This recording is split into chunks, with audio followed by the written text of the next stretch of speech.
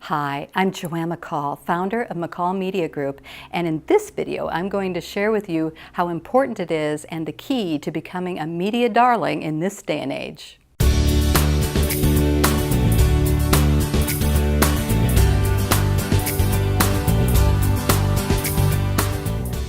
Media has changed a lot over the last few years. I'm sure I don't need to tell you that. But becoming a media darling in this day and age, you really have to embrace the digital. You have to embrace social media. Things are different than they ever have been, and I find that exciting.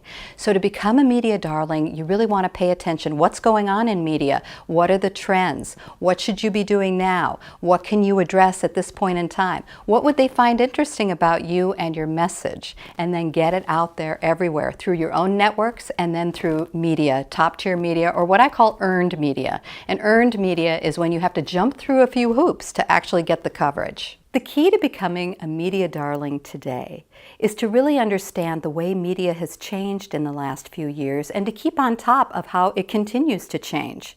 So where we are at this point in time, you have YOUmedia, that's your own content generation with your website, your blog, your audio, your video, and then there's what's called earned media. And earned media is whenever someone else is in the equation. It means there are a few hoops to jump to actually get it. So to become a media darling, you have to make sure that you work on your platform and that you are using social media and all the different technology tools that will help you to really be present, to really be out there so that earned media can find you. So you want to build that platform, you have a presence, people can find you, and that includes earned media. Because I tell you what, when you go out and pitch them, they're going to come back even before they talk to you. They will come back and they will look to see how visible you are. They are just as interested in visibility as you are. So they're looking for you to have networks where you can share this wonderful interview you did, this wonderful clip you did, and that you can share the fact that their brand was a part of your output. So they're looking for that too. The other important piece about being a media darling is to be available when media wants to interview you. You would be amazed how many people I've known people who went off on a trip overseas. If you put something out to the media, you need to be available and you need to respond quickly. We are in a world where the pace has really picked up.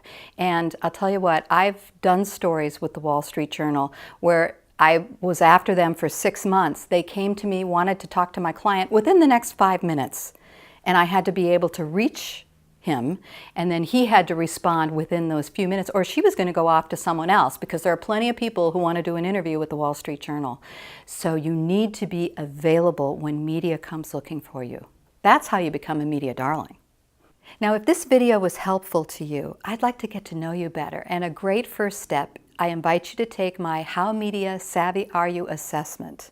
This assessment will give you a baseline. It will tell you the skills that you already know and where there might be some gaps. So click on the link on this page and it will take you to the assessment. I look forward to getting to know you better.